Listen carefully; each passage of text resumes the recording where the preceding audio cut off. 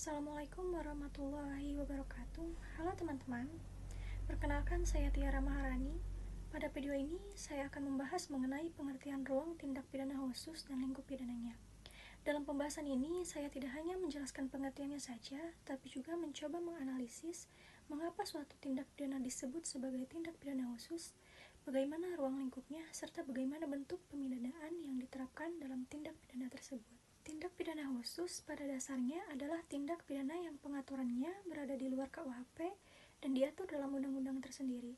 Disebut sebagai tindak pidana khusus karena kejahatan tersebut memiliki sifat atau karakteristik yang berbeda dibandingkan dengan tindak pidana umumnya.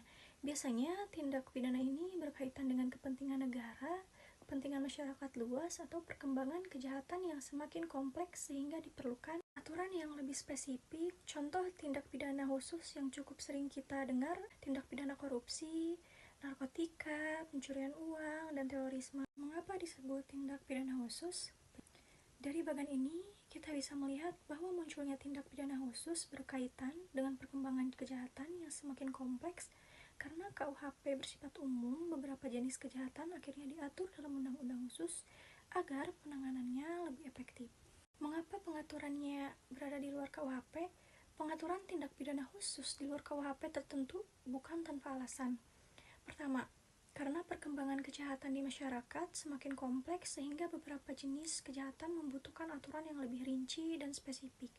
Kedua, tindak pidana tertentu memiliki dampak yang luas bagi masyarakat maupun negara. Misalnya, tindak pidana korupsi yang dapat merugikan keuangan negara. Ketiga, dalam beberapa tindak pidana khusus juga terdapat mekanisme penegakan hukum yang berbeda, misalnya adanya lembaga khusus atau sistem pembuktian tertentu. Oleh karena itu, negara kemudian membuat undang-undang khusus untuk mengatur jenis tindak pidana tersebut agar penegakan hukumnya dapat dilakukan secara lebih efektif.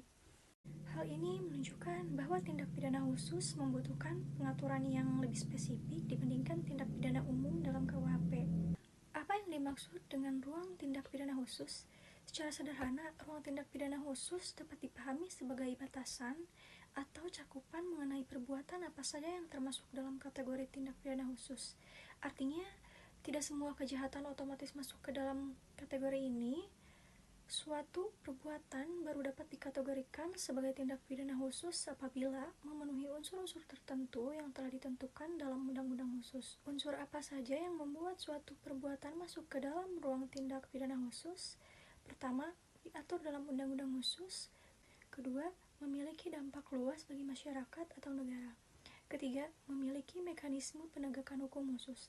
Keempat, berkaitan dengan kepentingan publik atau negara. Dari peta konsep ini dapat dilihat bahwa suatu perbuatan dapat masuk ke dalam ruang tindak pidana khusus apabila diatur dalam undang-undang khusus, memiliki dampak besar terhadap masyarakat atau negara, berkaitan dengan kepentingan publik, serta memiliki mekanisme penegakan hukum yang lebih spesifik.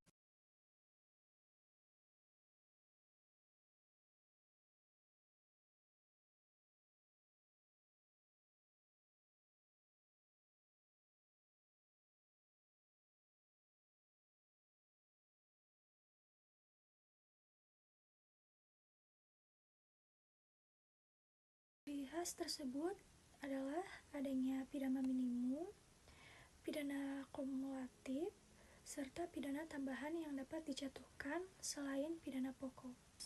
Pertama adalah pidana minimum, yaitu adanya batas minimal hukuman yang harus dijatuhkan oleh hukum.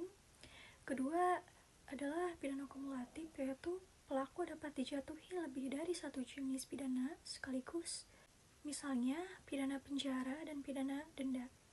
Ketiga adalah pidana tambahan, yaitu hukuman tambahan yang diberikan selain pidana pokok, misalnya penyitaan aset hasil kejahatan. Selanjutnya, ilustrasi sederhana, yaitu kasus EKTP. Sebagai ilustrasi sederhana, kita dapat melihat contoh pada kasus korupsi proyek EKTP di Indonesia. Kasus tersebut termasuk dalam tindak pidana khusus karena pengaturannya tidak hanya terdapat dalam KUHP, tetapi juga diatur dalam undang-undang khusus mengenai pemberantasan tindak pidana korupsi. Dalam kasus proyek EKTP, perbuatan yang dilakukan penyalahgunaan jabatan dan pengelolaan anggaran yang tidak sesuai sehingga menyebabkan kerugian keuangan negara dalam jumlah yang sangat besar. Dari sisi lingkup pidananya, para pelaku dapat dikenakan pidana penjara, pidana denda, serta pidana tambahan seperti perampasan aset yang berasal dari hasil korupsi. Melalui contoh kasus tersebut, dapat dipahami bahwa dalam praktiknya tindak pidana khusus memiliki ruang pengaturan tersendiri seperti lingkup pemindanaan yang lebih spesifik dibandingkan dengan tindak pidana umum dalam KUHP. Dari pembahasan tadi, dapat disimpulkan bahwa tindak pidana khusus merupakan tindak pidana yang memiliki karakteristik tertentu dan diatur di luar KUHP karena kompleksitas serta dampaknya yang besar bagi masyarakat dan negara. Ruang tindak pidana khusus menunjukkan batasan jenis perbuatan yang termasuk dalam kategori tersebut, sedangkan lingkup pidananya menunjukkan bagaimana bentuk pidanaannya yang diterapkan terhadap pelaku tindak pidana khusus. Dengan memahami hal ini, kita dapat melihat bahwa sistem hukum pidana tidak hanya mengatur kejahatan secara umum, tetapi juga memberikan perhatian khusus terhadap kejahatan yang memiliki dampak besar bagi masyarakat. Demikian yang dapat saya sampaikan. Terima kasih atas perhatiannya. Wassalamualaikum warahmatullahi wabarakatuh.